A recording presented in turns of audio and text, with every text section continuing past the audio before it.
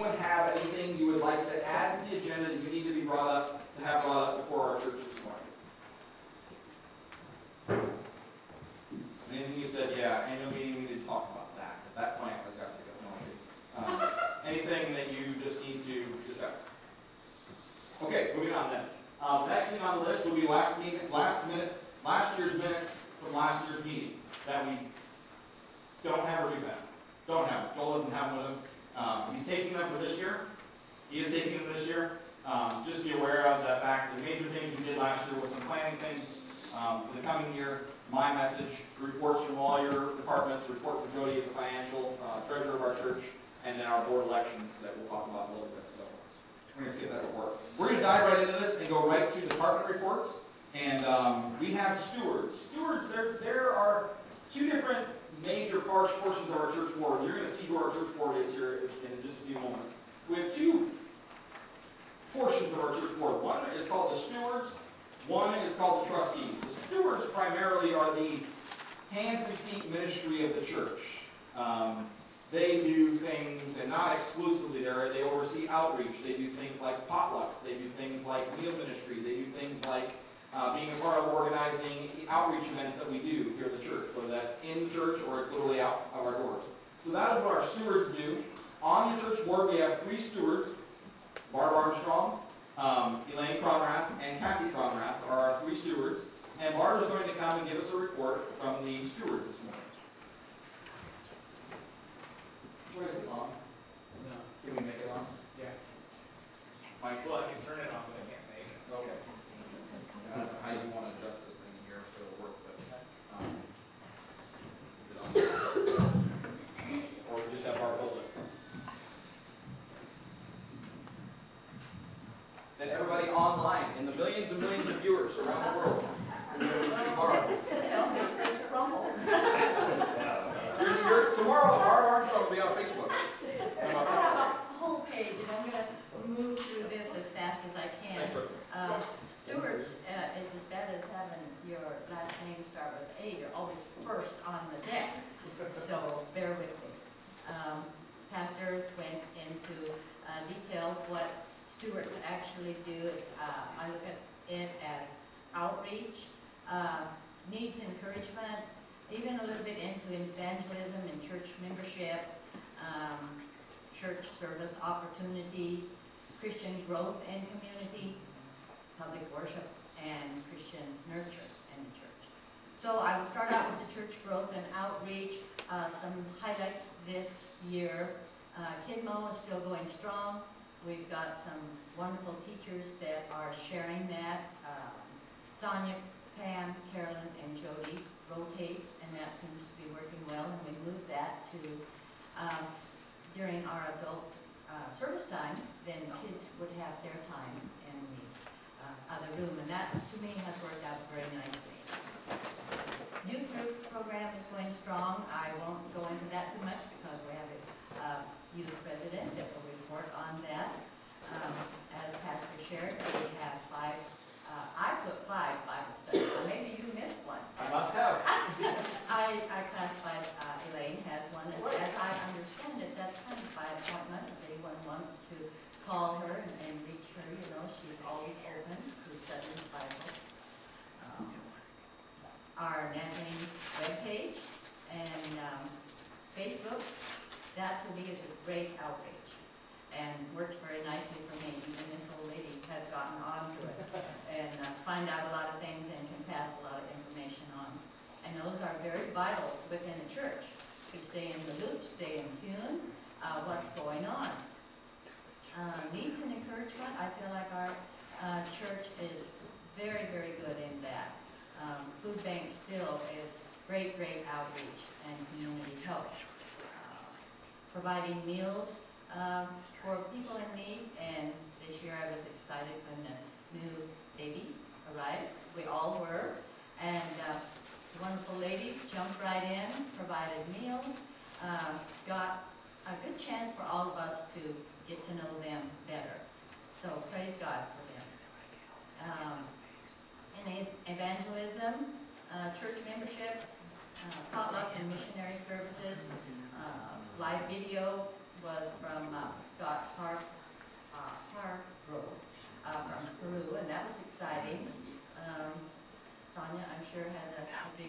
share with her Haiti trip, at least I hope so. She has already, but that was a highlight for missionary for our group. Alabaster, we have twice a year. That Pastor touched on that this morning too. Right now is time to be doing that. We have welcomed new church members, and how wonderful that is. I hope I have them all. I have Pam Decking, Deborah Armstrong, Troy and Kim Nooner, and Jan Dobbins. And that's very exciting and wonderful for a church to report new members. Another job is Christian service opportunities, sharing of Sunday school, nursery, kidmo position. That has been on rotation too. And so Pam, Carolyn, Elaine, Jody, Sonia, Christian, Debbie, Mickey, Connor, Barbara, Julie, and Jan. And I hope I have not omitted anyone. There's a lot of things going on in this church and a lot of people that are doing many things. And those are outreaches. Music I put in, Christian service opportunities. The Nooner family has joined us with some wonderful music. They have kind of started out with the youth group. That's exciting for me, for the youth, and even doing some specials.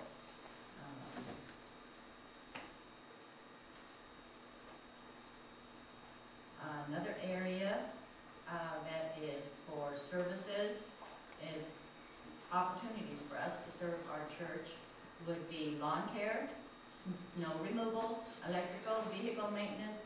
I put down a few names: Joel, Brian, Deborah, Pat, Howard, different areas that they are serving this church. A lot of times behind the scene that no one is even realizing. There you come, the lawn is mowed. Gee, that looks nice. Okay, how did that happen? Praise God that He's given us people that have abilities and have willing hearts to do things like this.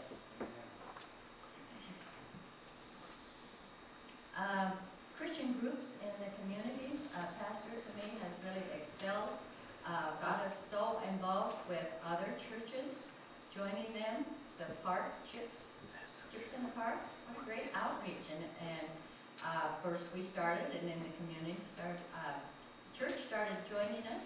And then even at the last one this fall, we were joined by another church, the Methodist. The very last, public worship and Christian nurture. I wasn't sure what to put in that, but I'll give you a few highlights of what I've been really excited about this year. We did go and have a women's retreat up at the river. It was fabulous fun. We hope to do that again, and if all of you can join that, it's a great thing for women. So we'll hopefully be planning another one. Serving breakfast for our firemen. What a great outreach that was for the community, and that was very, very nice. Christian activities, kids crafts, movie afternoons, caroling, soup, chili night, BB's Christmas party. We're involved. We really are. There was Christmas Eve candlelight service, Christmas baskets for our college kids, Easter breakfast put on by our men, and amen, we're going to do it again this week. Okay? Christmas barbecue party in July at Pastor's and Sonia's place. The Needham's concert at the Opera House. Sending Pastor and Sonia to the Pastor's Retreat in Leavenworth last fall. A facelift to the men and women's bathrooms was by Jennifer and Matt Sawyer. And that to me is a blessing. People, just jump in, see a need, do it. And the final thing this year so far is the big party for Sonia. I just have to tease her a little bit. At her house. Now, how about that, celebrating a birthday party at your house? So she had to keep her house clean, and she did it all. I cleaned that house. Okay, that's my report, and I hope that all the rest of the different areas, those in charge of that, can get a little bit deeper into it. And I did want to say I'm really excited for Rick Tracy to come. Our boys were, his age and his brother's age, going to Sunday school here, and doing a Odyssey program at that time. And so we've kept in contact through the years with him, and it's really exciting for me to see him going into the missionary work. He has, up to this point, I think, been a truck driver and traveled many miles. So we're excited to have him come, and I know he is too. Thank you, Barb. I would add one thing to Barb's report that she left out of her report. When she discussed lawn care, there was one name that she did not add to that list, and that is her husband, Bill. There have been other times, besides Deborah on that lawnmower running around the yard, which I know she basically does, is that I know that Bill has been down here, if not riding that lawnmower himself, certainly supervising. So, so thank you to Bill for his work and his heart to see things get done around here, along with Brian and things that get done to Joel, and a ton of people more. I shouldn't even name names because I'll forget somebody, and that's always fair, but moving right along. Our trustees over our portion of our board made up of these three individuals: Joel Cronrath, Mark Cronrath, and Howard Schaffner. Those were our three trustees this year. And the trustees oversee things in our church very much, primarily the buildings, the properties, yes, the vehicles. We have two vehicles, if you're not aware of that, a church van, and then we have a green Honda that the church gives Sonny and I to use for our personal use and for church use. They oversee that kind of stuff. They also oversee things like our financial issues that might be like things like if we had a mortgage, which we don't, they would do that. Insurance policies, they oversee those things. My personal salary, they oversee that. So those are the areas of the trustees that the trustees cover. And we are blessed with men and women who are faithful to just get stuff done that needs to be done. And many times I've walked in this place and stuff was just done or being done, and I didn't have to ask. I didn't even notice it needed to be done sometimes. But we have people in this place that Barb touched on that just get stuff done, and that is a huge blessing. So Joel is going to come, and he's going to share from right here in the front the trustees report. It can be almost 3 years to get Joel in front of the church. We're working on it.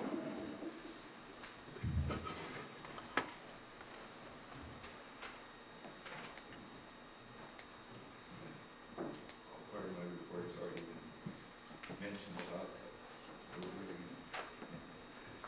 we were able to raise the finances for the new windows for the church, which has made a big difference in the heat bill and the deal. It'll be cooler in the summer this year, should be. And we found out the last summer we had a sewer problem that we didn't know about. We had the youth kids from the Evangelical Presbyterian Church from Kent that came over into the Bible school, and they stayed here in the church building, which was great, and we discovered that the sewer couldn't handle that many kids. So Brian and I were able to flush it out. Things are flowing fine again. We did have a little problem with electrical wiring causing some plugins and receptacles to stop working. So Brian was able to diagnose the problem and repair it. And Church Honda has had a brake system redone, and now it's going to need an auger. Not a big deal. A new window was installed in the parsonage for safety reasons in case of fire, and now there are 2 exits out of the basement. And thanks to Sonia and Pastor, parsonage kitchen's been remodeled. And Barb did mention about the church bathrooms being remodeled by the Sawyers, used to own bakery. And plans are in the making to enlarge the foyer area to relieve the bottleneck entering the fellowship room. And plans are also in the making for a monitor to be mounted in the rear of the sanctuary to aid in worship and special programs and whatever else goes on here. And the internet service has been installed in the church building to help pastor with contacting people and service preparations and music. And Jim's also made it possible for our Sunday services to be viewed on the internet. So anyone who desires to see the services, which have missed for any reason, will be able to see it. Plans are in the making to update the sound system and to also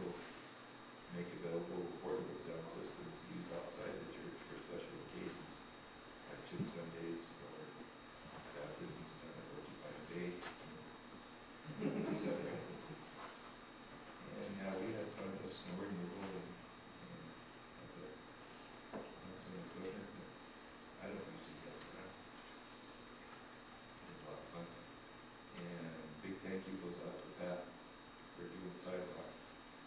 Just made the job a lot easier for the rest of us. And even the pastor's study there with that open. And now we'll be able to spread gravel back on the driveway now that the snow's finally gone.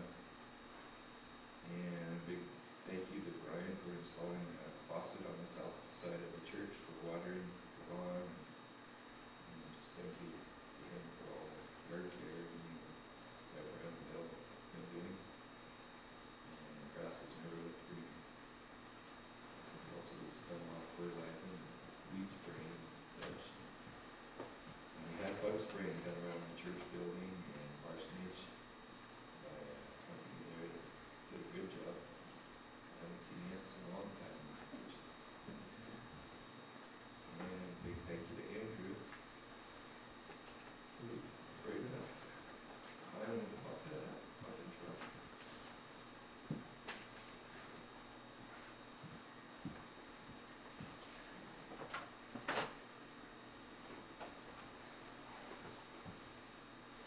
That was pretty much more than first.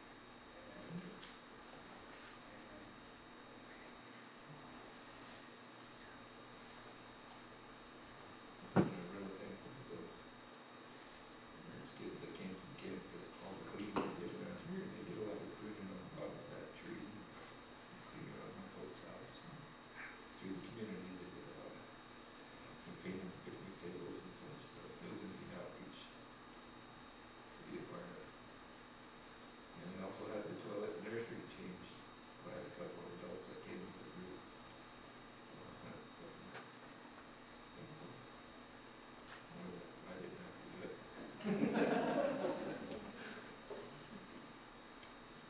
And in July, they're going to be coming again. I guess they're going to do a vacation Bible school in Davenport. We're going to see if we can get them over here to do some more things around town that needs to be done. So we got a lot of more projects coming up for this year, so don't be shy about stepping up to help. We'll have a job and you can help. So thank you very much.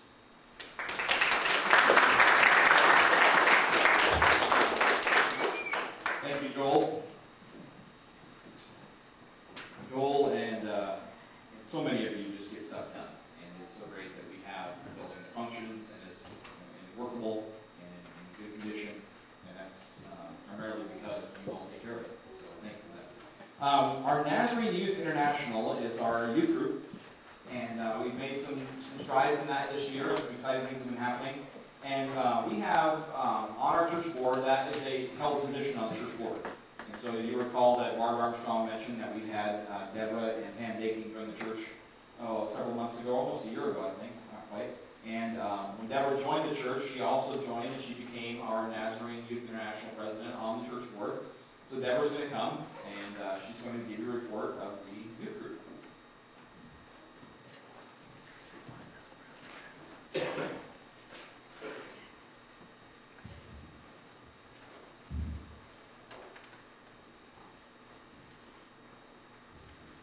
At the beginning of the summer, last summer, our old NRI president, Bree, she left and she went to Moses Lake, and she was their new youth group leader. And after that, Jim took over the position for a little bit, and he's still basically the leader. And we have just started, well, a couple months ago, we joined the Presbyterian youth group from Davenport, and now we're pretty big, and we also have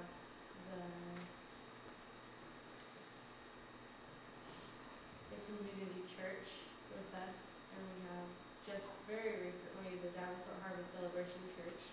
So now we have a really big group of around 30 kids, probably, and we rotate between churches. So like our church, I think it was last 2 weeks ago, and then we'll probably go to the community church, and then we'll head back over to Davenport and go to the Presbyterian church again.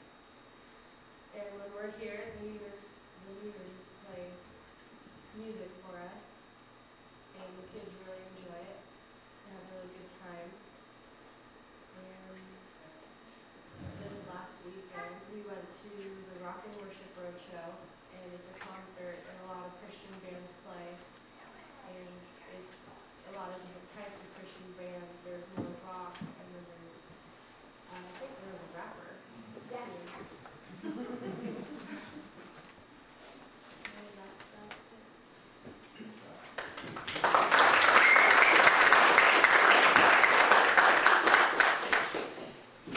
Deborah comes to every board meeting and gives us, as a board, reports of what's going on in the youth group, where we're going, what we're doing, and it's a vital part. Although, yes, on Sunday nights, I pretty well lead the service portion of it. She's an intricate part of being a report to the board. And I would also add to her report that, along with the newsers, Chris and Connor have jumped in and started playing with the worship band on Sunday nights and doing a great job with that. And then a huge thank you to you ladies who feed us on Sunday nights. Tara and Barb and Jody and Sonia and others of you have been Joyce have been a part of that. Feeding these kids on a Sunday night, they come in here and they get last week a full-blown potato bar last time we were down here. So they come in here and that's a treat for them. So that's a great thing we can be able to do for that. So if you are interested in being a part of help feed the kids, you say, I don't know if I'm cut out for youth ministry, but I can make a pie. Then let somebody know, let Jody know, or Tara know, or myself know, and we'd be happy to take that pie off their hands. So and eat a lot of it. So that's something to be aware of as well. So that's all I want to say about that. So youth group is tonight. Is in Davenport tonight actually. So we will leave here at 5:30. FYI for that. So Sunday school. We have Sunday school superintendent in Jody Piper. She has done a great job this last year of organizing Sunday school and making sure that primarily the little kids have teachers.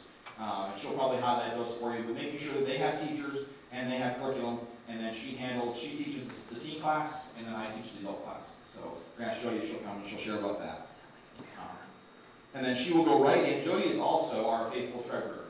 Does a tremendous job of making sure all the decimal points line up and everything gets paid and all the bills we're aware of them. If we can't pay them, we take care of them and we cover all that. It is a huge task she takes on to make sure all the taxes are done right, everything's filed properly, and it is a huge load that she carries, and I am so thankful that we have a church treasurer that is so on the ball and so does such a tremendous job with that role. It's a very, very, very important role of our church, and she does it so well. So thank you for that, Jody. She's going to come. So she'll share Sunday school, and then she'll move right into our treasurer report while she's up here.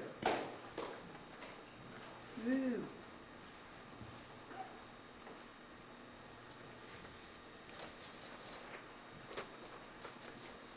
Well, I thought I'd be a little more organized this year and actually write these each down instead of just winging it like I usually do. Sunday school, I became a superintendent the first year. That was great. Good for me to jump in. Second year, nobody else wanted it, so I'm still in. It's really not my thing, but I'm seeming to work it out. We're all working together, and I love teaching, but organizing, yeah, that's really good for me too. It's just trying to keep on top of everything is really hard. But it's been a good year. We had a lot of changes. Our old youth leader left, Breeze. She moved on to Moses Lake, and so it kind of left us an opening.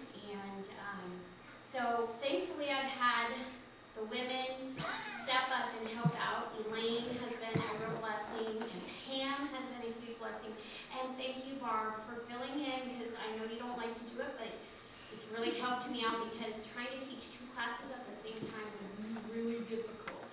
I don't think I'd be able to make it. I might be a little crazy. Anyway, so to start off, I taught the primary elementary kids to begin with, and that's always a blessing because the kids are so open and they're so fun and energetic and a little crazy sometimes too. And then, like I said, I had Pam and Elaine and Barb step up to help with that, and I moved to the teens. Okay, have you ever taught teens? They're a lot of fun. Love you guys, love ya, but it's a lot of work because, they challenge me. They really make me think, especially Ian, who loves to question a lot of things and always ask me, what if? And I'm like, I don't know what that's Pastor. So it's been very interesting to move to the teens, because I never thought I'd ever teach teens again after my middle school teaching that I did, which was a total bomb. Ask Andrew and Trevor and my son.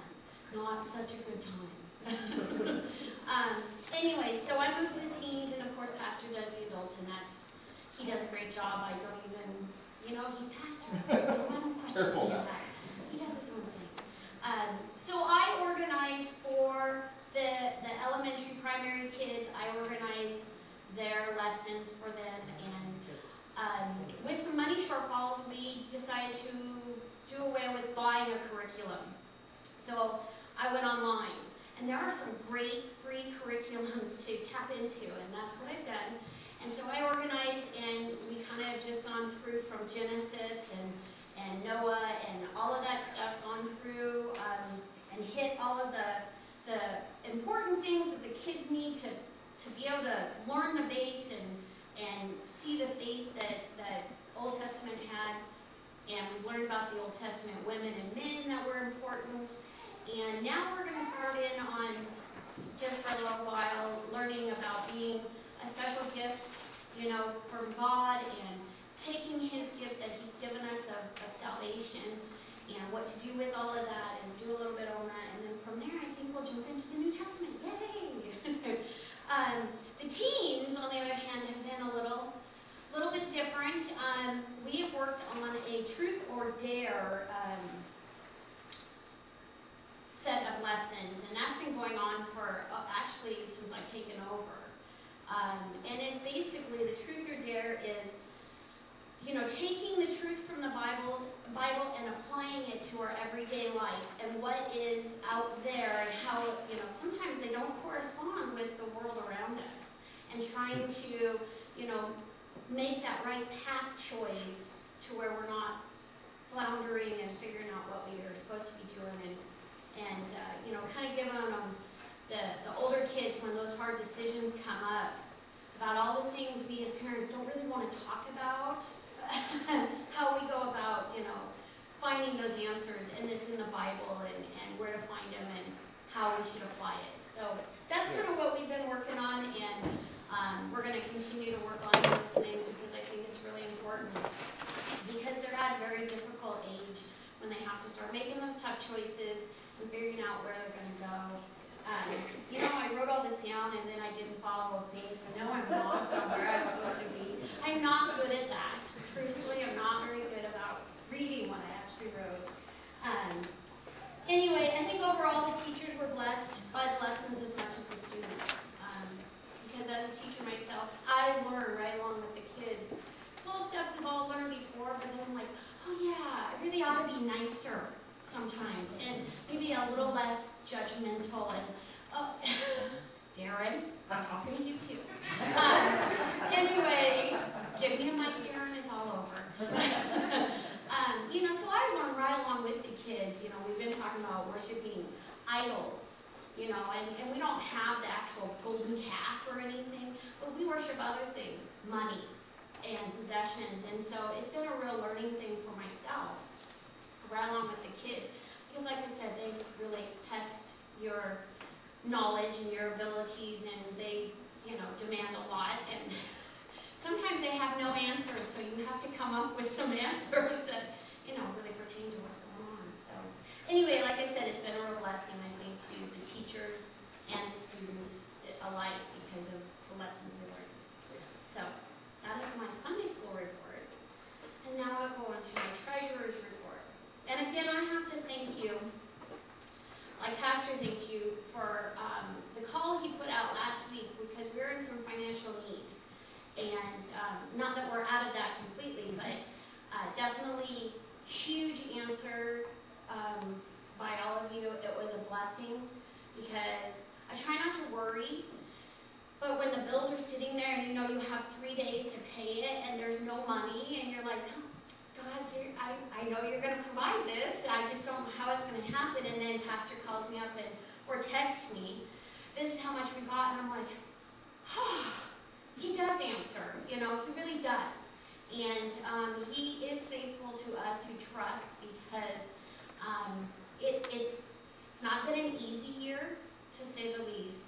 we've had some tough months, then we've had some great months, you know. And as the treasurer, I see all of that. But he's always answered. You know, he always has come through one way or another. The bills have been paid. Pastor is actually paid up. Yeah. You know, he's done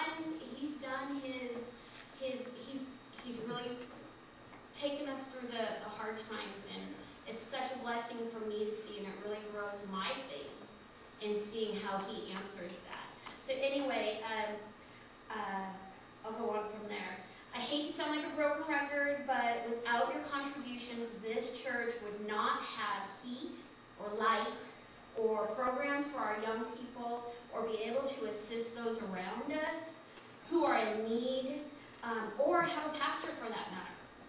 Without you guys, there's no possibility, because we get no money from a mother church. No money comes down from anywhere. It doesn't filter down and pay the bills, and the lights don't just magically come on. You know, so, you know, we rely solely on contributions from you, and every penny that comes in is put to good use, providing everything you see, or helping someone in need, or keeping the kids going to youth group, you know, or bringing God's word to others in whatever way is necessary.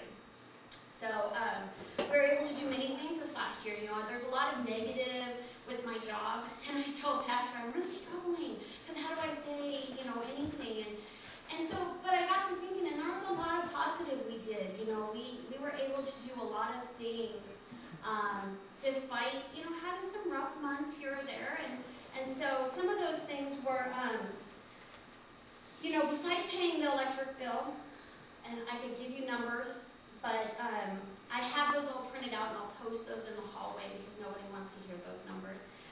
Or paying the phone bill, or the water, sewer, garbage bill, or pastor's pay. You know, we were able to do a lot of stuff. We collected enough to put in new windows in the church and have some left over for some later repairs. We're going to do some painting, because as you can see, there are some painting issues on the outside of the church. Just to make us look a little nicer, a little more inviting.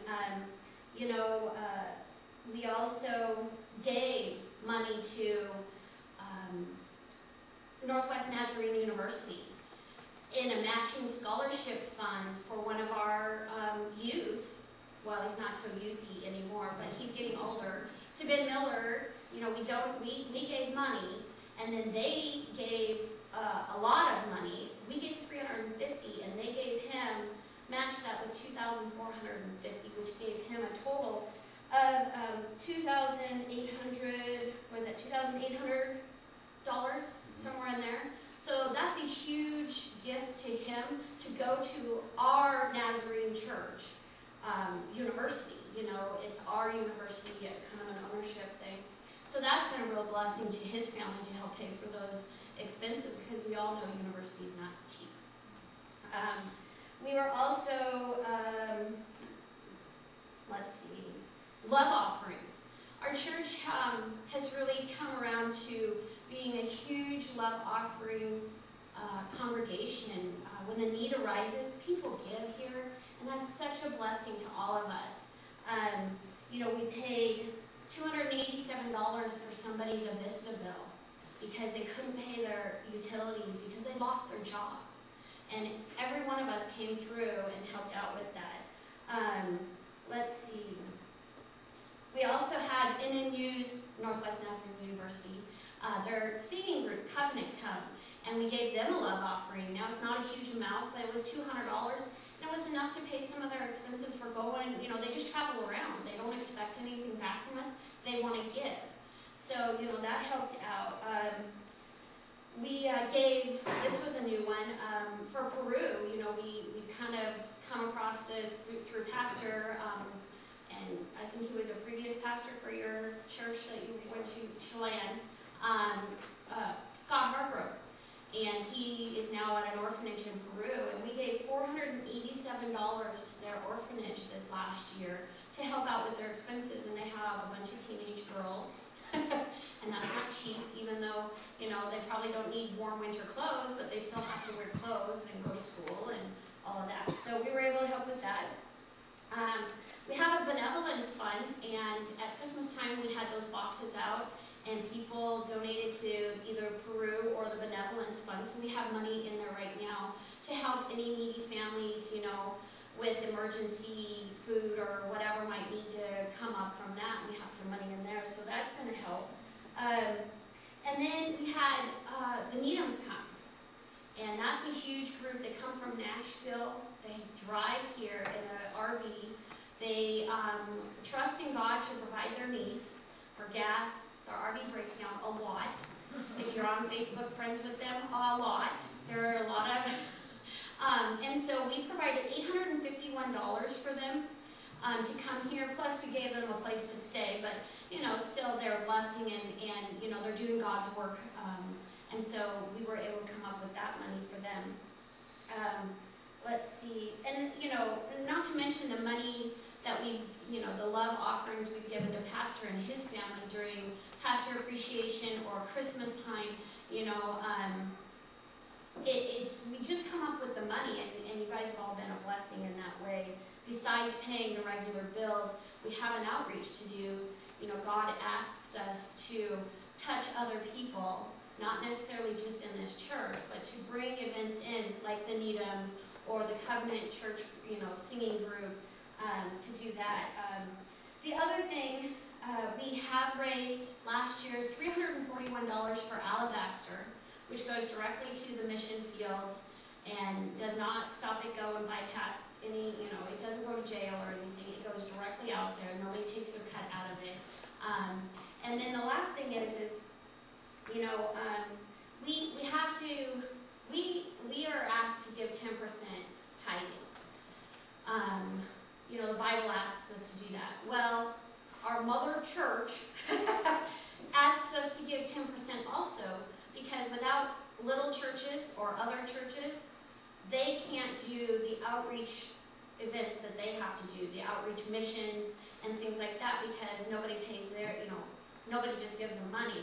So they ask us to do 10% giving as a church to support the world mission and to support any projects they're doing, clean water in rural countries, things like that. And we were able to do 80% of that this year. With all of our budget shortfalls and all of that stuff, we were able to do 80%. And another church overpaid their budget, and they made up part of our budget for us. So, you know, other churches are blessing other churches, and it's kind of like, you know, it's kind of like a circle that way. We all help out. Anyway, my last point is God doesn't need us to make his will happen. He can do all of these things. He can, you know, or to pay for the missionaries, or to pay for the water and the sewer and all that stuff.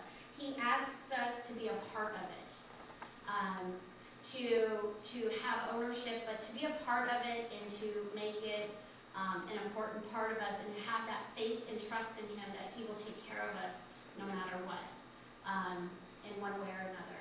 And so, without us, things just don't happen easily. It happens still, it's just maybe not as easily as it could happen. Anyway,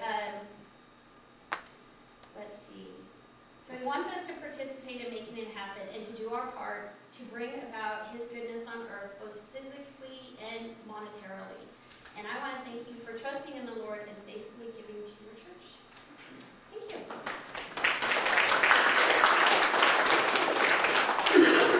Does anyone have any financial questions for Jody? I will post the contributions and the expenditures out in the hallway later. I was excited when I have to prepare the report that goes to the Nazarene denominational church, the big church, the mother church, Jody's calling it. Our denomination, I prepare a report. Every church does this. It's sent off. It includes a lot of stuff. It includes financially. And we look back on that and we realize that this year, with the changes in faces that you've seen come and go in our church, we raised $195 more than last year. And we gave outwardly, not just bills and me and that kind of stuff, but we gave to ministries, opportunities, locally and around the world, gave more this year than we did last year. So that's pretty exciting to know that you are being faithful in giving. And I could just seal approval stamp, echo exactly what Jody said, that when you give, things that you see happening around you are happening because you're faithful to give, and God promises to bless and honor that. So thank you so much, Jody, for being so faithful to handle all that financial stuff, because ask my wife, it would be a mess if I had to do it. And I'm so grateful that we have such a thorough person that God has blessed us with that handles all of that. So we're going to move on to missions, and Marie Gibbon was our missions director last year, and she stepped down from that position, and so that left a vacancy on the board, and so I basically filled that. And we have done several things as missionaries this year that you may or may not be aware of. We did do the Peru thing with Scott Hargrove, where we brought him in via Skype. I think that was this last year. And he preached to us literally on the screen, or it might have been last year, but then he came here. He came here, and he preached here. And he actually was a part of our services here and was able to preach to us. And if you recall, we stuck his girls up on the screen, and they got to sing to us from Peru. So that's pretty exciting. Would you remind me where I put that later? Thank you.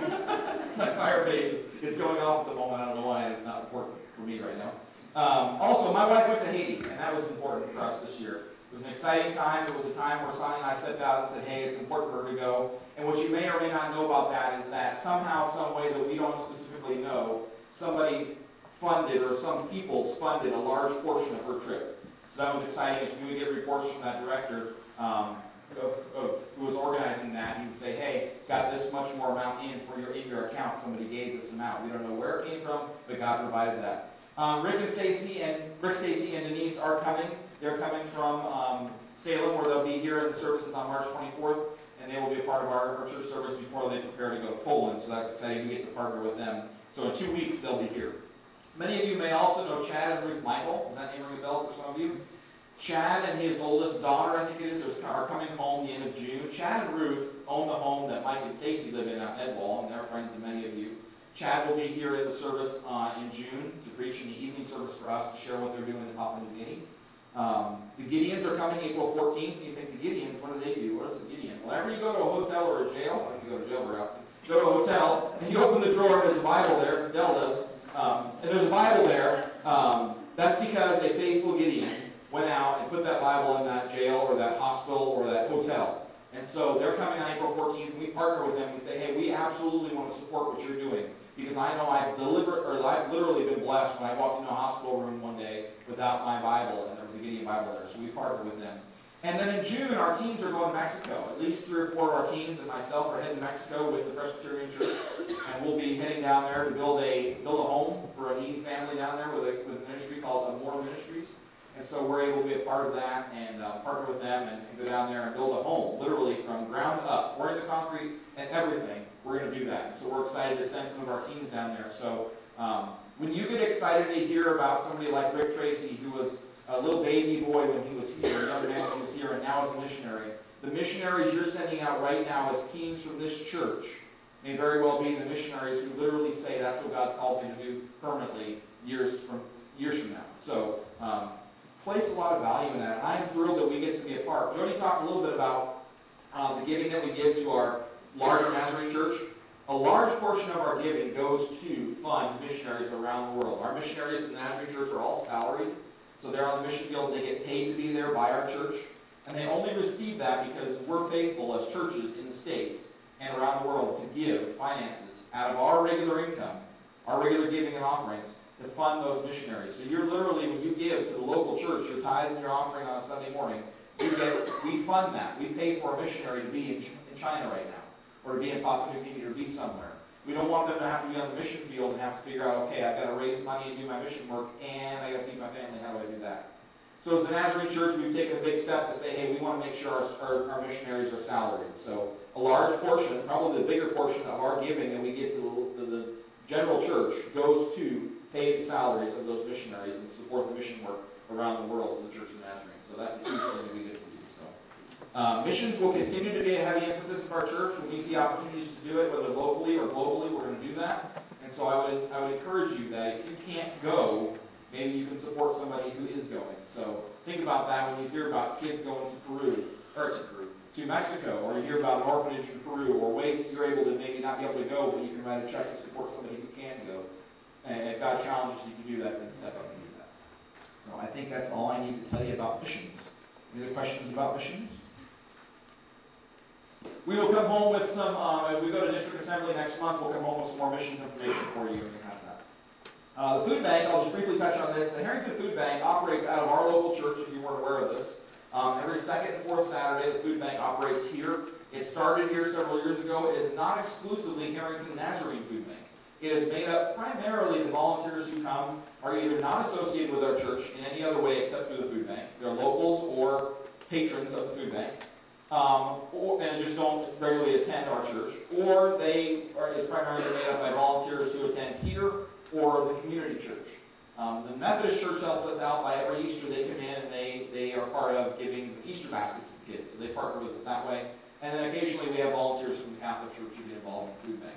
We feed every second and fourth Saturday anywhere from 75 to, we've got up to at least 120 families who walk in these doors every week, and my numbers are give or take a few, who walk in these doors every week and they come and sit in the sanctuary and they wait to go in there and get food because they need to be able to feed their kids. Or because they're an elderly couple on a fixed income and it's just not cutting it anymore, so they've got to feed themselves. And they come in here, and we are the largest distributor of food in Lincoln County. We give a ton of food, so much food that we literally send it out in a wheelbarrow. And that happens literally right here. And then Howard, for years now, has been faithful that every Saturday he pulls in here and pulls his truck to that back door and loads up at least 10 or 12 boxes of food that he distributes to homes in this community where people can't get out. They're an elderly person, they can't get here, they don't have a vehicle, or for some reason we need to make a home delivery. So Howard is Meals on Wheels for our community. So blessings to you, Howard, for faithfully doing that every Saturday. He gets up. I mean, they flew back in from Washington, D.C. on a Friday night. Saturday morning he was down here, faithfully distributing food to people who need to eat in this community. And you would think, wow, I didn't know we had hungry people in Harrington. We definitely have hungry people in Harrington. And we have people who come here from as far as Odessa and Wilbur and Preston and Grant Cooley and Sprague and Davenport. Darren could give me a list of all the other towns that surround us that people flood in here because we give them a ton of food. So I would encourage you, if you have never been a part of the food bank, to hustle on out here on a Saturday morning and give 2 or 3 hours at least once. And you will be blessed by the interaction you have with the people who are part of that, the volunteers who faithfully serve. In our church, I don't even want to say who volunteers because I'll leave somebody out. But there are volunteers who for years have given their time and their efforts. So I encourage you to be a part of that for the food bank. So that is going on out of our local church here, but supported by the community. So I think that's all the department reports that we have to give to you this morning. The next thing I want to do, and I'm so happy about this, and so thankful to Tara and Mike for putting this together, we have brand spanking new spiffy church directories.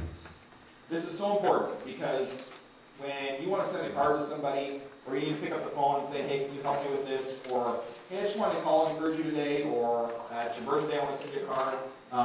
We want to be able to stay in contact with you. And many of you were able to give Tara your name and your address, your phone number, your birthday, and all that. And if you say to yourself, oh, I didn't get my name in there, that's okay. There's a couple pages in the back, a spot maybe where we can add that. So you can give me your information, and I can put it in the bulletin, and then as individuals, we can add that to our own home church directory. So can I give these back to Troy and Mike, and see if you guys pass those out for me? Take one per family, please. There should be about 30 there, I think. So thank you so much, Tara, for putting this together. She put a lot of time and energy and hard work into putting this together, and it looks way better than the one I did when I first got here. So thank you for that. You'll find yourself in there. All the information is in there, and if it's wrong, it's your fault because you gave it to her wrong. So find yourself in there. Again, if you do not find yourself in there, then let us know. Send me an email, and I'd be happy to put your information in the bulletin, and I can get that back or in the bulletin, and then we can have that handbag out to you.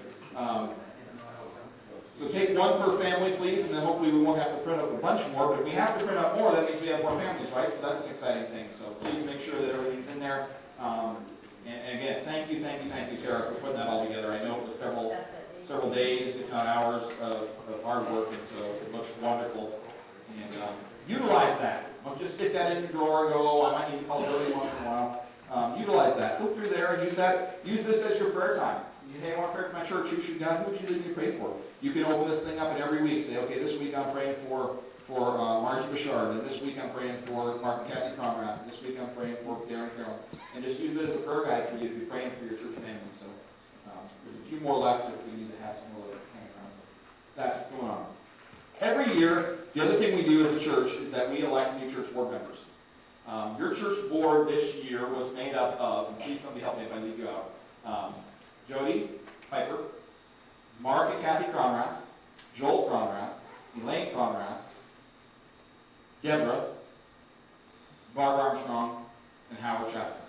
We had 8 board members who have been so faithful to spend their time, their energy, their hearts, their prayers to lead your church as the spiritual leaders of this congregation. And every year we elect new board members, and we looked at, as a board, we looked at several things and where we were at as a board, and we talked about who we would consider. We changed it. We would keep the same people. Howard and Kathy have both asked to step down as board members this year and not serve this coming year, and have been faithful to be a part of all the things that we've done this last year and in years prior. I mean, Howard and Kathy both, although they were served just newly in the last couple of years since I've been here, have served for years before on the church board. And so they have been faithful to do that. I'm so thankful for the input and the prayers and the support and the leadership that they have given this congregation over this past year and over the years prior. So thank you for that and your willingness to serve. This year as a church board, we looked at who we would nominate and who we would put out there as a nominating committee for new elections. And it was important that we stuck with our existing board. I'll explain more of that to you later about why we did that, but primarily we're in a new changing phase of our church. We're doing some things differently. We're looking at some things differently. We're kind of in the process of that. And so we thought, well, we really don't want to make huge changes to who we have as a new church board. To bring in a whole new church board would be, we'd have to kind of restart where we were at, where we were going with the direction of our church and some things we were trying to do. So we felt that it was really important that we kept our existing church board members, those who were faithful to go ahead and serve again. And so they are on your ballot this year. And we offered one other person, they declined, but you know that we did look at our congregation and think, well, should we add one or two? And we did pray about that, think about that, and that person declined, and that's totally fine. I was glad we were able to offer that, but we'll consider that again next year. So the board you see before you, the ballot you will see before you, will be made up of, and if you would just, some of you may not know these people, so would you just kind of, as I read your name off this list, would you just kind of give a wave or a nod or a wink or a holler or a oh yeah, last night, whatever you want to do. Joel Conrad, you saw Joel, he's up in the balcony, he gave us our trustees report. Many of you know these people, but Barbara Armstrong is there in the back. If you're new, you may not know all these folks. Barbara Armstrong's there in the back. Jody Piper over here in the front. Mark Cronrath, right there behind Marie. There's Mark over there by the window. Elaine Cronrath is, where's Elaine? There's Elaine right there in the denim shirt. And Deborah Armstrong in the back, braiding hair with Mickey in the blue shirt. So there you go. The other thing, so that you will have a ballot before you. You mark yes or no. And those that are eligible to vote on this are official church members only. I'm sorry to you that aren't officially a church member. You get to sit back and listen. But if you're an official church member of our church, then you get to vote on this, even especially you new ones. The other thing we need to vote on is that our district assembly is coming up next month. And what that is an opportunity for us, as the 75 churches of the Northwest District Church of the Nazarene, we get together in Kennewick and we have this meeting on a bigger scale. And we as a church board get to send delegates to that. So I go, as pastor, I have to go. It's part of my role as a pastor, so I go anyway. Sonia will go with me as my wife, and she will serve as one of our lay delegates to that convention. We have the opportunity to nominate anyone else who would like to be, who is going to the district convention already, or who would like to go. We can nominate one more person for district assembly. We're allowed 2 delegates, and 2 more people to the missions convention that happens at that same assembly. So if you're planning to go already, you're a member of the Church of the Nazarene, the Harrington Church of the Nazarene, then we would be able to nominate you and put you on the ballot to go and be a part of the district assembly. Here's the kicker. We can't pay for you to go. It's about 4 days down in Kennewick, Wednesday through Saturday. Actually starts Wednesday night, Thursday, Friday, Saturday. And it is a time, it's a business meeting where you, as a delegate, you're able to vote as a representative of our church on the things that the larger church does and votes on. And as when we get to the missions convention, you're able to do that as well. You're able to represent our church when we make decisions about who's responsible for our missions department in our church. So If you would like, you're welcome to nominate to any of those two positions, either delegate to district assembly or delegate to missions convention. Is there anyone who would be planning to attend that would be able to be a delegate and then we would vote on you? You're going to attend and you're not? Okay. All right, I'm going to speed right through that because for sake of time. So let me pass these out. If you are an actual member of the Church of Nazarene, Harrington Nazarene, then you're able to take one of these. And I'm going to call on Troy and Mike again for me if you wouldn't mind. And mark these as a member. I can tell you if you're a member or not. If you're a member, why don't you stand? Good idea, Mike. Why don't you stand? If you're a member, would you stand? I can tell you who the members are who are on my list. Barbara Armstrong, Deborah Armstrong, me, and Sonia. Oh, I need a ballot. I need to vote. Ian Bouchard, Margie Bouchard, Elaine Conrad, Jean Conrad, Joel Conrad, Kathy Conrad, Mark Conrad, Mike Conrad, Pam Daking, Jan Dobbins, Marie Getman, Linda Green, Sherry Hansen, Marilyn Henderson. Oh, sorry, she's not there.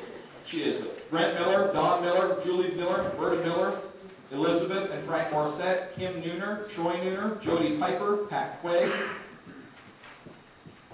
Howard Schaffner, Art Zelmer, Gerald Zelmer, Linda Zelmer, Virginia Zelmer. Anyone who thinks they're a member but is not on this list? We'll have to do something way different. Okay, would you mark on your ballot yes or no next to those individuals? And then let's turn it back in to Mike. Thank you, Troy. Did you get one for yourself? Yes, you do. You two vote. It's important. Both of you do. Okay, here's one for Kim. You cannot vote for someone else, but it's important that you vote. And then turn those back into Mike, if you would, please. And then could I ask, I'm going to wear Mike out today. Could I ask Mike and Kathy, would you mind tallying these for me? Thank you. So hand those off to Mike. Mike, and then they'll tally those, and we will come back with a result for you. If by chance that someone does not get voted in, then we would do something different. But I see that happening. Anybody else still voting? I think Howard still is. So take your time for that, and then we'll keep rolling along while it's happening, and they'll come back to us with that.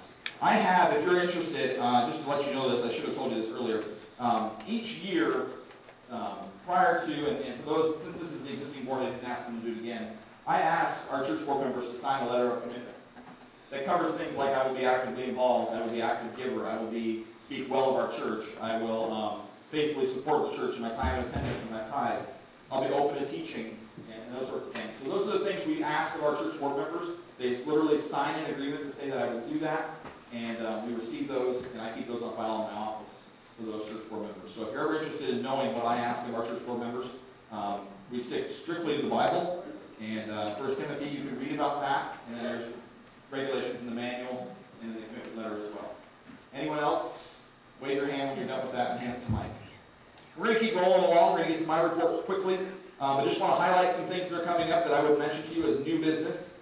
Easter is coming up March 31st. I pretty well covered this already. We'll brunch at 9, main service with baptisms in the community church at 10:45, and then our Easter egg hunt after the main service. We will not have youth group or evening service that day. Our new Digging Deeper study begins on March 13th at the bakery. That's exciting at noon.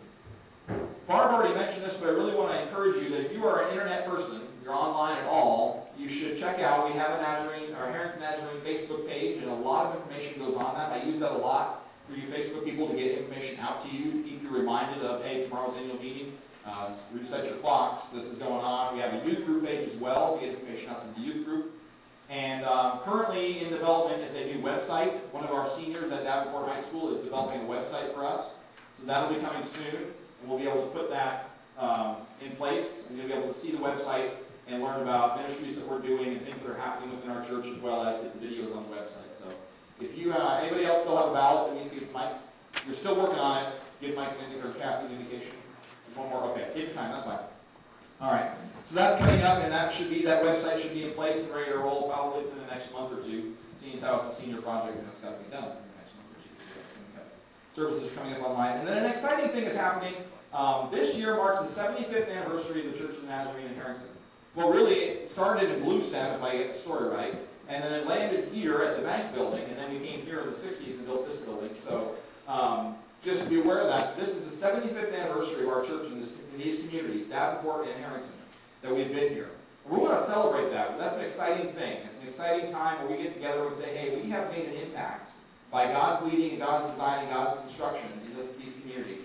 So on July 14th, we're going to have a huge celebration. We're inviting back former pastors. Thank you guys. Let us know how that turns out. And I just need to know yes or no, and if you know how to do it. We will be having a celebration here on the 14th. We haven't got all the details together. Your church board's still getting together with that. If you'd like to help with that celebration, you'd say, hey, I'd be a part of a committee or a group of people that would like to put that together. Let me know, and I would love to get you together with some of our board members if we start planning for that. If we're going to have a barbecue, we're going to have potluck, what are we going to do? It's just going to be a huge time for us to be able to get together and invite those pastors back that have been an impactful part of our community and our church over the last 75 years. I know Pastor Bill and Bonnie are already coming. We have spoken to Gene and Mary Lee Delbridge, who were pastors here in the 60s that we know. We've invited back. We'll definitely invite others. Others of you, I'll need your help because I wasn't here for the last 75 years. So I'm going to need your help to know. I have a list, but I'll need your help to know, oh, that person died, or this person's not around anymore.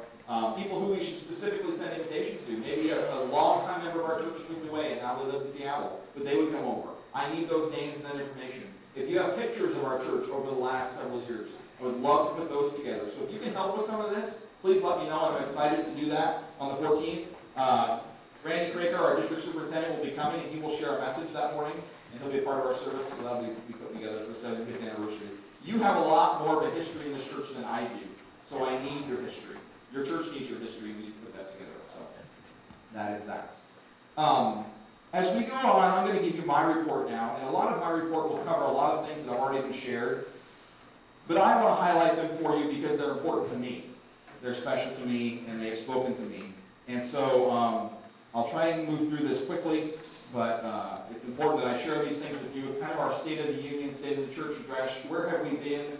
Where is God leading us now? What things is God saying to us as a church board? And so I'm going to share that with you. As I go through it, Emma is going to pop some things up there on the screen. You can just hold it right there. You'll know when I get to it. Some things that I want to highlight for you. If you'd like a copy of it, I did print out copies of it for all of you because it's 8 pages long. Sorry, that's just the way it worked out.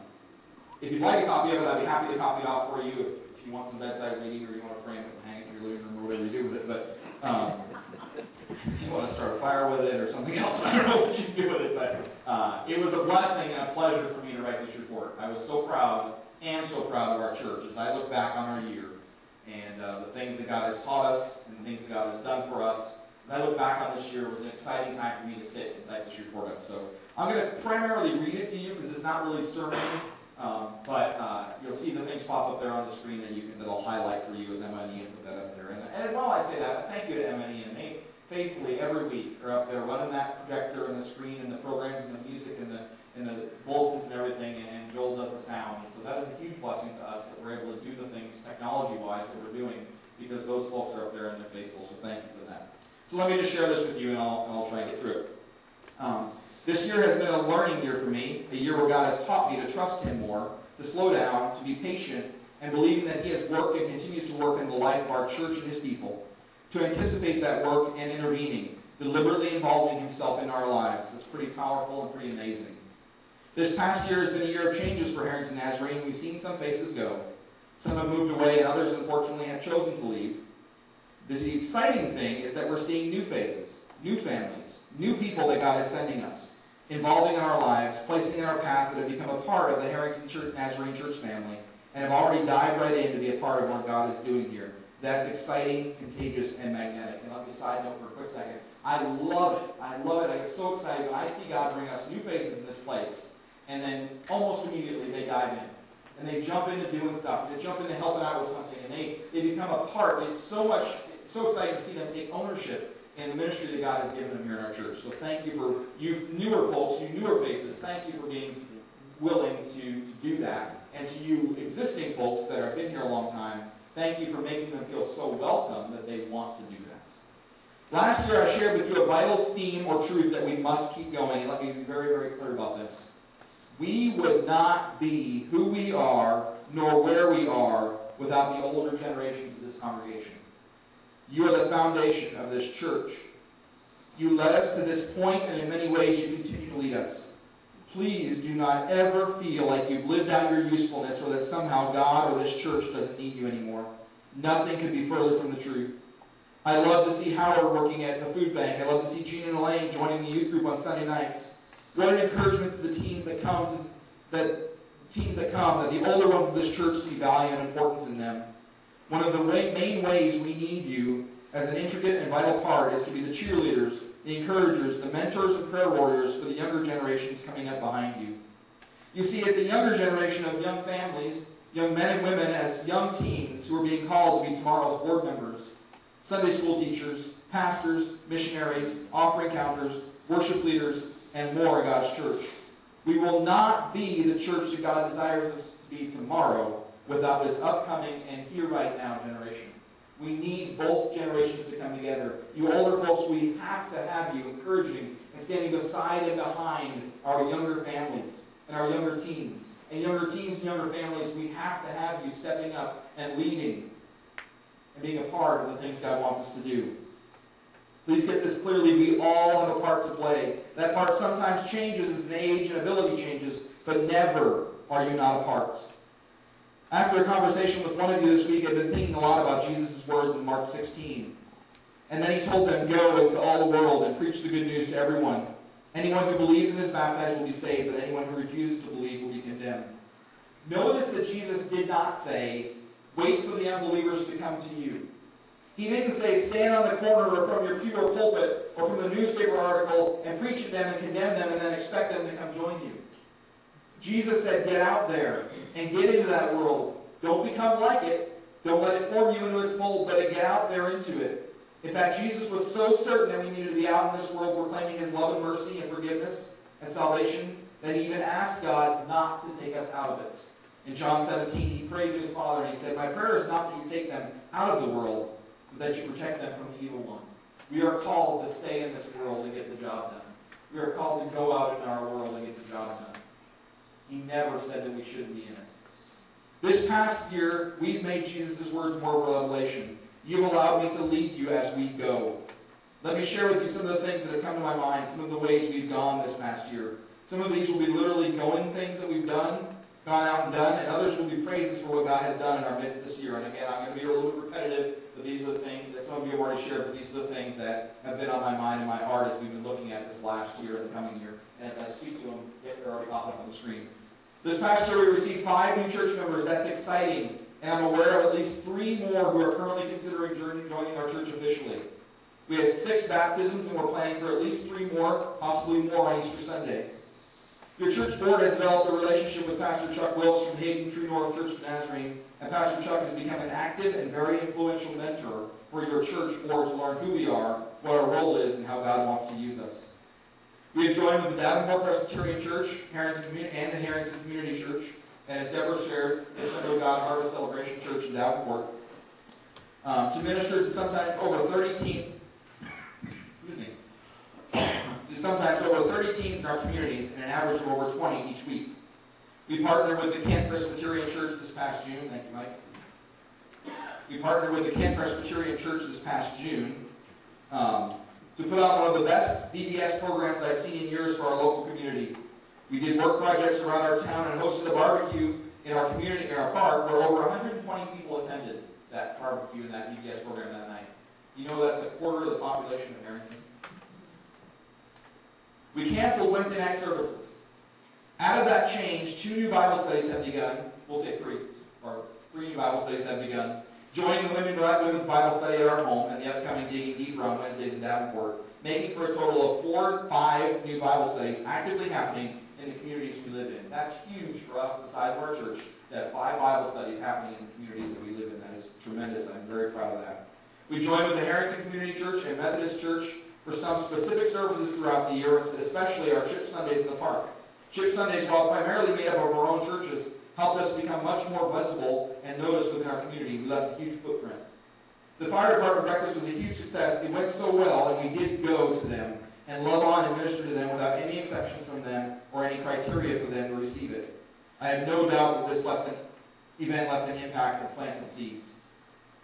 The food bank has been operating for 9 years now. While most of the patrons come to the food bank, Howard continues to faithfully go to the homes of many in our community with home deliveries, actively sharing the love of God through food. Easter was a tremendous service, as many of you invited many to attend, and we celebrated with the baptism of 5. We went out Christmas caroling this year in our community, invited our community in for movie nights twice this year. On our kids' craft and movie night, we had 20 children in this place, many of who had never been here before. Our ladies hosted a wonderful retreat at Porcupine Bay. Ladies who were fairly new or were guests at the retreat were blessed. Friendships were formed. You did go and pour love into homes all year long with the ministry of meals. You went in our community when we hosted the Needham's concert at the Opera House, and you invited our community in when we hosted a New Covenant here. These are just some of the ways you've been able to go in our community, and we can't stop. Jesus never said enough. You continue to be called to go into classrooms, bus seats, local businesses, growers' meetings, on bleachers at ball games, in a fire truck or ambulance, at senior meals, over a cup of coffee in your own home or someone else's, in your office at work, at the insurance company, the lawyer's office, the care center, or the drug center. Through your Avon or Lea Sophia businesses, you enter homes and lives, and you take Jesus with you. While many of you may not have had the opportunity to actually go into all the world in the way we normally think of it, like missions in foreign countries, you and I are absolutely still called and equipped to go into the world around you, and you're doing that. Don't stop. I'm sure there are other ways and other areas we've gone this year that I haven't mentioned. You might even be sitting there thinking, but Pastor Jim, you forgot to talk about blank. And you'd be right. These are the things that God has brought to my heart and mind. Some of them have already been shared about in our different ministries, but these are the things that we've deliberately done to go take the love of Jesus and his message in our communities. In the coming year, I'm excited. We're already seeing the hand of God work in the lives of his people, this church, and our communities. The image of our church is changing, and your church board has been taking steps to do what Pastor Chuck calls rebranding. The image of our church and our community is changing, and for the better. That isn't to say we have a bad image, but that we're desiring to more deliberately and brightly reflect Jesus in a way that clearly shares the message of his love and more brightly shines it.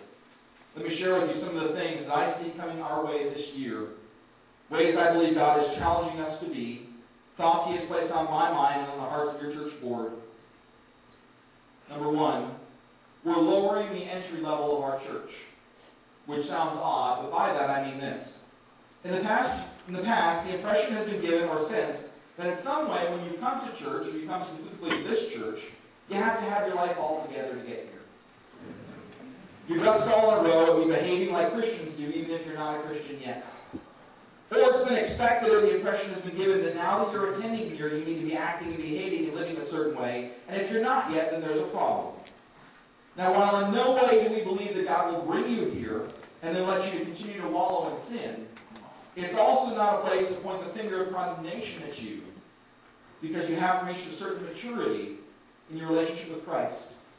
Nowhere in Scripture do we ever see any of the people that Jesus chose, used, or interacted with that had their lives together or were acting like he'd expect when he chose them. So that all being said, we're going to deliberately and intentionally make it known that Jesus takes you just as you are, wherever you're at in life, whatever you're doing or have done, and welcomes you in and loves you. And we're called to do the same. Now, he won't leave you in the midst of your sin, but he also won't stop you at the door because of either. And neither should we. We as a church board want to make that more known.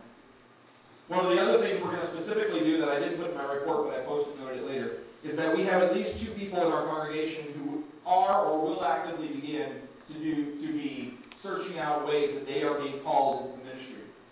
Active ministry, pastoral, hospice, healthcare, some way where they would be the hands that feed the heart of Jesus, the voice of Jesus, from a pastoral point, or from some other perspective. At least 2 people I'm aware of where God has pulled on their hearts and said, hey, I want you to do my work, specifically. And we as a church, and me as a pastor specifically, will support that. Also, while we value and hang on to some tradition, we also can't be bound by it. In other words, we won't do something a certain way simply because we've always done it that way. That may mean a program, activity, or event, a ministry, or even the way our building looks or functions may or may not change. That includes updates, improvements, and changes to our building, classrooms, offices, and sanctuary settings. We also won't be changing simply just for the sake of changing. However, when changing or adding or eliminating a program or ministry allows and helps us to better honor God, remain biblical, and accomplish the mission that God has given us, then we will make that change. Sometimes it will look like we're crazy to do something or change something or even eliminate something. Please know this. The traditions we hold on to or the changes we will make will be absolutely considered by the church board members, the spiritual leaders of this church whom you have chosen. And lastly, always know, because change can sometimes be scary and we don't always like it, that while the methods we use to accomplish God's mission may change, the message cannot and will not ever change. Many times in the midst of this ever-changing world we live in, the methods we use to declare the message of Jesus may need to change in order to spread the message. Just as we no longer carry projectors and reels of film in the mission field to show the Jesus film, we now use much smaller projectors and laptops or DVDs or thumb drives to share the same message. So the how, when, where, and who may change, but the what and why not, or why cannot. Don't be frightened by change. But we won't change just to change either. Some literal changes you may be seeing in the coming year will be things like, and we talked about some of these, the exterior painting of our building. It's well overdue. I don't know if it's ever been painted since it was put up. It's well overdue. We'll be asking you to assist us with that with your time and your wallets. This past year, you faithfully stepped up with our window project, and we were able to make that improvement to our building because of your giving. We will be removing the entry office. It's not being used. The removal of that office will allow us to improve and update our entry area and give us a much-needed increase in the amount of room in that area. That's the office right outside these doors. Visitors to our church building will make a decision about whether or not they will return within the first seconds that they cross the threshold of our entry doors. While greeting and friendliness play a big part in that, visual impressions, a warm and inviting environment also plays a large part. There has been and will be more discussion about sanctuary updates as well. The Kent Presbyterian Church is sending a group back in our area again this coming summer in July. Their impact will be even greater, and I've just now begun talking with them even as recently as days ago about that impact. They will be potentially bringing up to 50 teens. And no, they will not use our bathrooms. They'll launch from Davenport High School gym and dive into our communities both in Davenport and in Harrington in several ways. They will be doing Vacation Bible School in Davenport, but they definitely want to come down and make an impact in our community, whether it's a service project or it's a barbecue that they host for the entire community at the park one day. That's still all being figured out. Another thing, when it is mutually beneficial and encouraging and edifying to God's larger body, and when it helps us strategically, specifically, or deliberately accomplish God's mission for us, we will partner with other evangelical churches in our area for ministries and services. Those specific churches so far are, and continue to be, Harrington Community Church, Harrington Methodist Church, the Catholic Church, and Davenport Presbyterian Church. Those are the community churches that we partner with currently, as well as you can add to that Harvest Celebration because they've joined us at youth group. A few weeks ago, while our family was out of town, I shared with you a video sermon by Pastor Andy Stanley called Separation of Church and Hate. Within that sermon, Pastor Andy shared several things that were poignant. One of the things that he stated that has struck with me, that we're going to be deliberate about emphasizing within our church, is that we need to be making a difference in people's lives rather than just making a point. And making a difference will involve time, energy, love, forgiveness, sacrifice, and yes, even finances. But making a difference leaves a lasting impact into someone's life. Making a point may only last for a moment. Jesus was definitely into making a difference. When Jesus encountered people, he made a difference and their lives were different. You can't really encounter Jesus and not be changed. I don't believe we can really reflect and effectively and genuinely share Jesus either just by making a point. Making a difference takes time. Be patient and keep pouring into those people you surround with love and truth, acceptance and compassion, reflection of Christ in your life, and the love and forgiveness of Jesus. We will also be more deliberate about marching toward the messes. We won't avoid difficult situations or people at the sacrifice of the gospel. We'll be called to deal with difficult people, to go into awkward situations, even risky and unpleasant situations and relationships. Jesus did this all the time. He goes with us all the time. We will march toward the messes together. Why? Because at some time we've either been a mess, we are a mess, or we will be a mess. Wherever he calls and asks us to go, we will go. And we will go united together and supporting each other.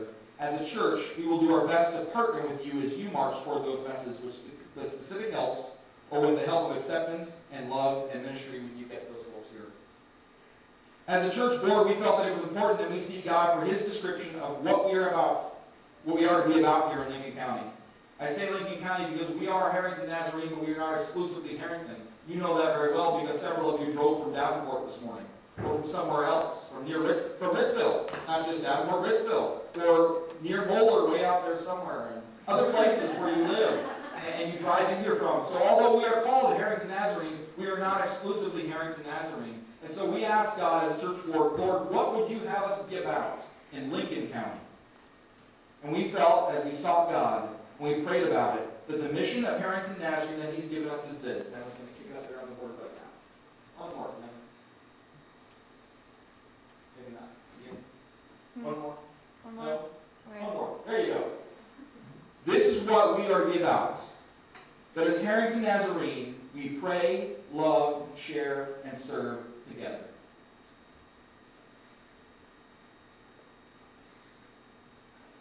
Now, while that may leave open a broad range of ways that we accomplish that mission, I'm so proud of that because your church board prayed and thought and sought God about that. And Pastor Chuck helped us with that. And you may think that's pretty simple and pretty broad. While that may leave open a broad range of ways that we accomplish that mission, we want this to be the image, the message, the mission of our church that echoes throughout our community. When someone asks you, what is your church about? What is your church like? Or what do you do at your church? Then we respond with this message statement. We pray, love, share, serve together. That's who we are to be about in the communities that God has placed us in. And Airway Heights. Medical Lake. We've got to add that one in. Our boundaries are growing, or our area is growing. Now, in the coming weeks, we're going to talk about this mission statement, dissect it, and take a look at it in practical and spiritual and specific ways that we accomplish this mission together. How do we pray? Who do we pray for? What does prayer do? How do we love? Who are we called to love? Does love mean we accept anything or anyone? What does love look like? How do we share? Who do we share with? What does sharing look like? How do we serve? Who do we serve? What does it mean to serve? How did Jesus serve? Share, love, and pray. And we're going to pick that apart and ask us, how do we implement that then? If that's the mission of our state, or our church, how do we implement that immediately into our lives? As your pastor, I'm going to be more deliberate and specific in my preaching. I am a huge believer in being able to implement the message that God gives us into our lives on Sunday and apply it on Monday. That means being able to take Sunday's message and put it to work in my life and apply it first thing Monday morning, if not as early as Sunday afternoon. I think that's so important with the Word of God and what He's given us. If we don't, then the message hasn't changed us, called us, challenged us, moved us to be different, better, closer to God, equal with Him. And so I'm going to strive this year to give you practical tools that support biblical truth in the sermons I preach. I thought this quote from our Nazarene magazine, Holiness Today, was so right on. They wrote this: "The facts are, people die, jobs are lost, finances are tight, slanderers sometimes prevail, situations may turn from bad to worse. People need authenticity from the Christian community and not cliched answers." And as your pastor and as this church, we are going to deliberately do that. We're based exclusively on the Word of God. We're going to strive to make sure that happens. That you have authenticity and direct and strategic answers to the things that we deal with in life.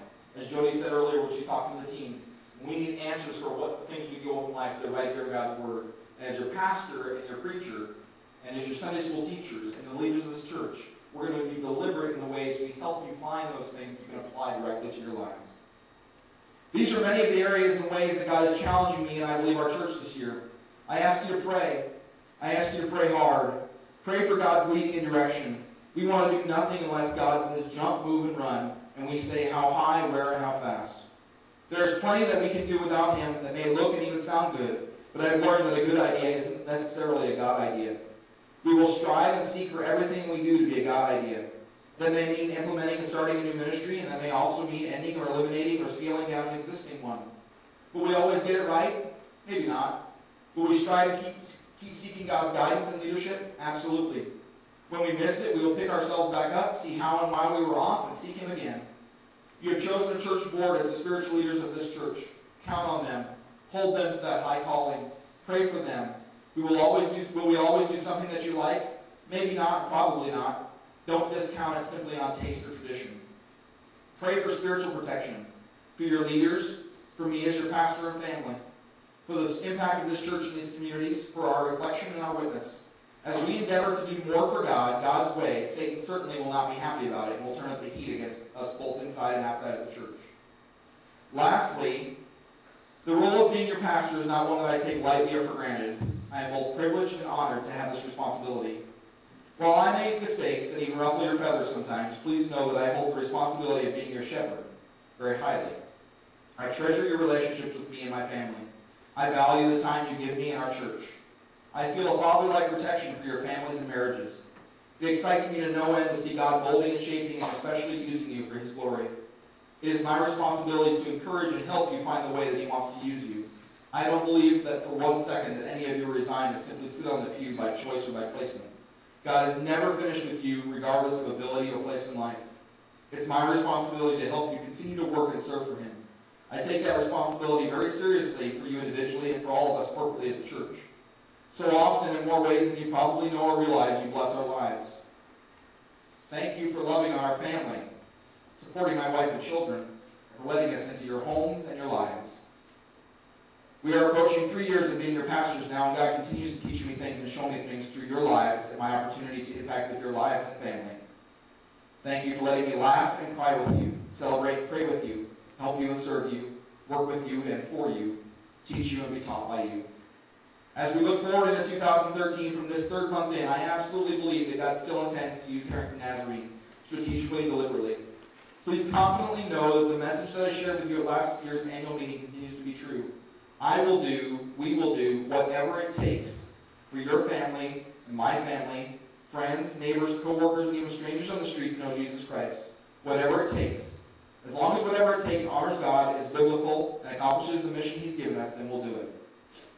Finally, I know that we serve a God who has used us, who wants to continue to use us, who has moved among us and continues to move among us, who has provided for us, healed us and helped us, and wants to continue to provide for us, heal us and help us as He draws us into Him.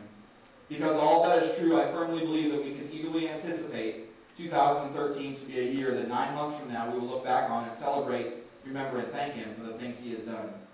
Church, consecrate yourselves to the Lord, for tomorrow, or this year, amazing things are about to happen among you. Your pastor, brother, and friend, Jim. That is my report to you for this year. And it is an honor that I get to give it to you. We need a motion to receive all of those reports. So moved. Thank you, Mike. Is there a second? Second. Thank you, Jody. Mike and Jody, Joel. I have the election results for you, and they were, everyone gets a yes. So your new church board for this coming year will remain as Joel Cronrath, Barbara Armstrong, Jody Piper, Mark Cronrath, Elaine Cronrath, Deborah Armstrong. Delegates to District Assembly, Sonia, and to Missions Convention, Sonia. Barbara and Elaine were also suggested as delegates to that assembly as well if they're able to attend and they've been approved. So that would be something that they'll have to share with you later on. So we'll have to see about that. But your church board are those folks, those individuals. That is all of the business of this annual meeting. Does anyone else have anything for the good of the cause that you need to bring before the church before we adjourn? I might mention about the food bank. I might say that Don Miller was doing the home deliveries for several years before I got involved in it. And in fact, he asked me to help him about the last year and a half, and he's still here. Well, that's how I got involved. So I think Don Miller gets a big credit for that too. He does. Thank you, Howard, for that. Yes, very true. I'm moving it there. Okay. All in favor of that? Aye. Opposed? Notice that nobody opposes that. You can vote many times today, nobody opposes that. Well, let us adjourn with prayer. Lord, what a blessing it has been today. Although it has been lengthy and we're ready to go home, God, has been a blessing to celebrate and be thankful and look back on the things you have done. Thank you for being with us. Thank you for leading this group and these communities.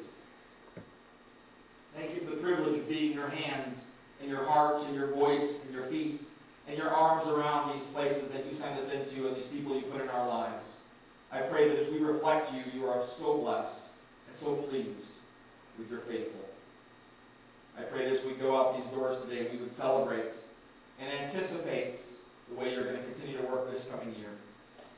Thank you for being with us, God, and I pray that you have been pleased and blessed today. In Jesus' name.